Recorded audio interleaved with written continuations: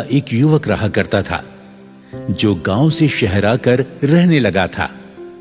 उसकी सरकारी नौकरी नई नई लगी थी। वो अपनी पत्नी रचना के साथ बड़े प्रेम से रहा करता था। पति पत्नी दोनों ही खाटू वाले श्याम के परम भक्त थे। शादी को 5 साल बीत गए थे, लेकिन उनके कोई संतान नहीं थी।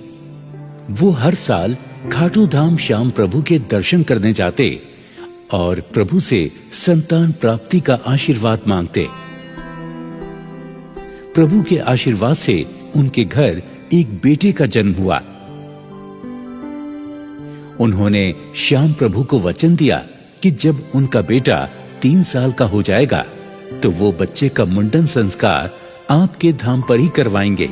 3 साल जब पूरे हुए तो पत्नी रचना ने कहा, अजी सुनते हो, हमारा बेटा 3 साल का हो गया है। हमने श्याम प्रभु से मन्नत मांगी थी, हम फागुन के मेले में आएंगे और बेटे का मुंडन करवाएंगे। हाँ, ठीक कहा तुमने। चलो तुम तैयारी करो, हम कल ही खाटू धाम जाएंगे। रचना श्याम प्रभु के धाम जाने की तैयारी करने में व्यस्त थी। खुशी खुशी वो सारा सामान बांध रही थी कि तभी बच्चे की चीखने की आवाज उसे सुनाई दी। रचना फौरन बाहर की तरफ भागी। बाहर जाकर देखा तो बच्चा खून से लथपथ जमीन पर पड़ा हुआ था। देखते ही देखते वहां भीड़ इकट्ठी हो गई। हाय हाय मेरा बच्चा, मेरे लाल, आंखें खोल बेटा। अरे आंखें खोल बेटा। अजी देखो देखो, ये तो आंखें नहीं खोल रहा। मेरे बच्चे को क्या हुआ है? अरे देखो तो, इसे क्या हो गया? अरे लगता है ये बेहोश हो गया। हाँ हाँ, जल्दी से डॉक्टर के पास ले चलो। तभी सूचना मिलते ही नरेश भी वहां पहुंच जाता है। वो भी बच्चे को देखकर दहाड़े मार मार कर रोने लगता है। अरे अरे, ये मेरे बच्चे को क्या हो गया? मेरे बच्चे को क्या हो गया? रचना रचना, मेरे बच्चे को क्या हो गया? हे प्रभु, ये क्या कर दिया? हे श्याम प्रभु, ये आपने क्या किया? मैं तो खुशी खुशी कल आपके दरबार में आ रही थी मुंडन संस्कार के लिए। चमत्कार करो प्रभु, चमत्कार करो प्रभु, चमत्कार करो। मोहल्ले वाले तरह तरह की बातें करने लगे। अरे जिस श्याम को तुम पूजने जा रहे थे वो अब चमत्कार नहीं करते।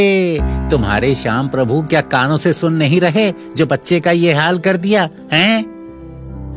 हे श्याम प्रभु, लोग मुझे तुम्हारे नाम का ताना मार रहे हैं। मेरी लाज रखो प्रभु, मेरी लाज रखो। तभी एक घुड़सवार वहां से गुजरा। भीड़ देखकर वहां पर रुक गया और बोला, क्या हुआ भाई? क्या हुआ भाई इस बच्चे को? आप लोग क्यों रो रहे हो?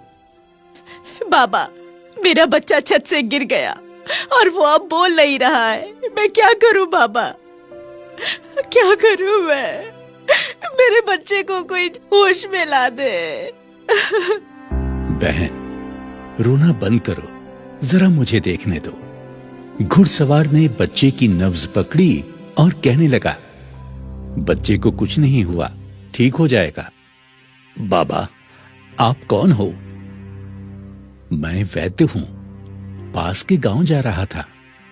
अचानक मेरी दृष्टि आप लोगों पर पड़ी तो मैं यहां रुक गया।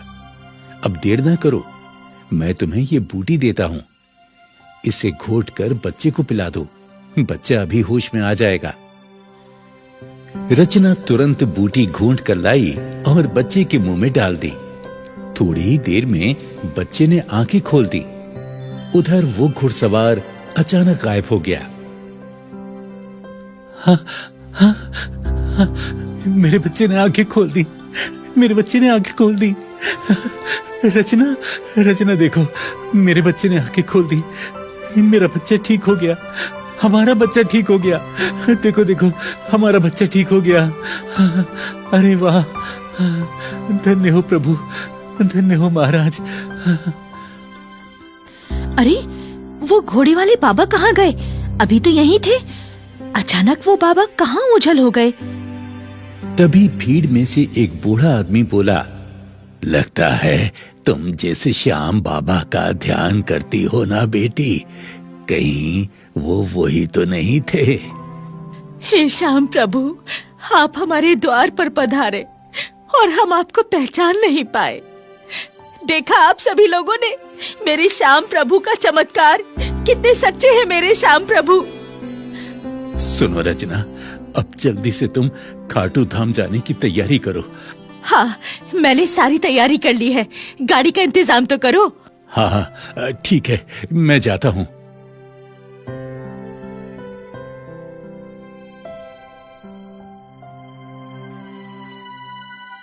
पति नरेश गाड़ी लेने जाता है, मगर श्याम प्रभु तो शायद उसकी परीक्षा ले रहे थे। उसे गाड़ी नहीं मिलती। नरेश खाली हाथ वापस लौट आता है। क्या हुआ, गाड़ी नहीं लाए? अरे रचना, आज तो गाड़ी वालों की हड़ताल है, एक भी गाड़ी नहीं मिली। हाँ, अब क्या होगा? हमें आज ही खाटू धाम जाना है, अब क्या करें? क्या कर सकते हैं रचना, जैसी श्याम प्रभु की इच्छा, जो वो चाहेंगे वही होगा। हे श्याम प्रभु, तुम तो हमारे सहारा हो, हमारी मदद करो भगवान, हमारी मदद करो। तभी दरवाजे पर एक व्यक्ति आवाज लगाता है। आप कौन? जी, मैं गाड़ी वाला हूँ, गाड़ी लेकर आया हूँ। आपके यहाँ से कोई खाटू धाम जाएगा? मैं भी वहीं जा रहा हूँ, खाली जा रहा था तो सोचा आपसे पूछ लूं। अरे वाह भैया, तुम खूब आए, हमें तो खाटू धाम ही जाना है। चलो चलो। हाँ हाँ, तो फौरन चलो। जो श्याम प्रभु को मन से याद करता है, प्रभु उसकी अवश्य ही सहायता करते हैं। चलो चलो, कहाँ है सामान आपका? चलिए चलिए। अरे रचना, रचना, चलो चलो, गाड़ी आ गई, चलो। ये कैसा चमत्कार है? अरे अब कुछ मत सोचो, सब प्रभु की लीला है, श्याम प्रभु की कृपा है। चलो चलो, जल्दी चलो। हाँ हाँ, चलो। दोनों पति पत्नी और उनका बेटा गाड़ी में बैठ जाते हैं। आपको पहले कहाँ जाना है?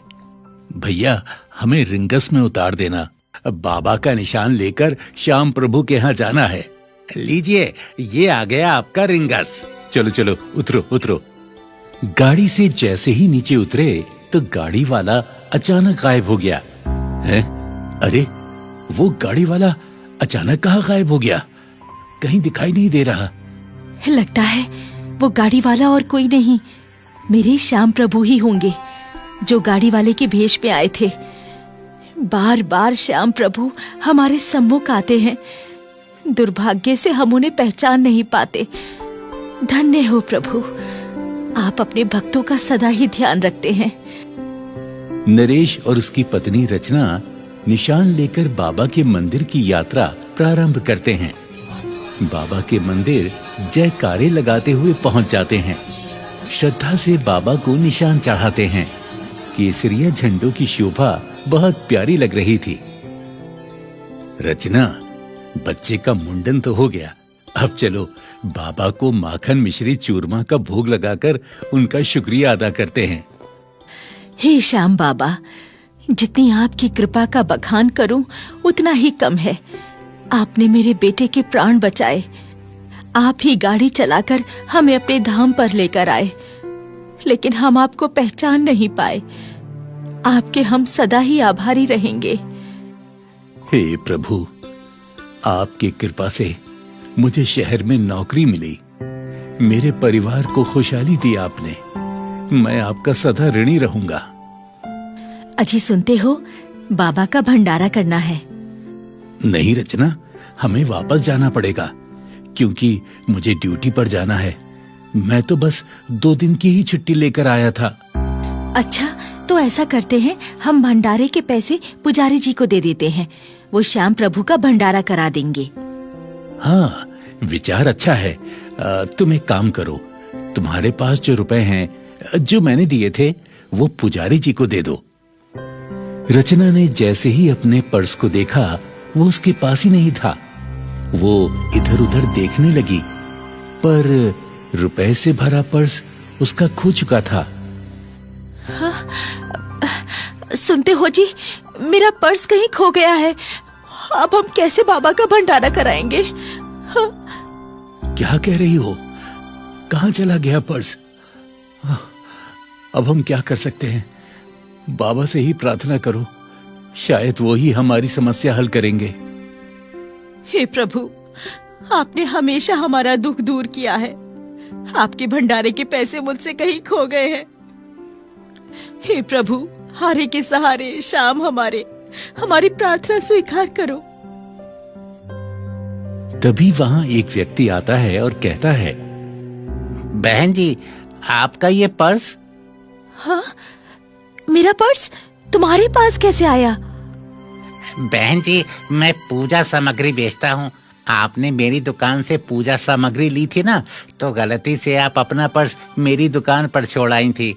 मैंने आपको पूरे मेले में खोजा। हार कर मैं श्याम बाबा के मंदिर में इस पर्स को जमा कराने आया था, तो आपको मैंने पहचान लिया। लीजिए, आप अपना पर्स लीजिए, मैं चलता हूँ।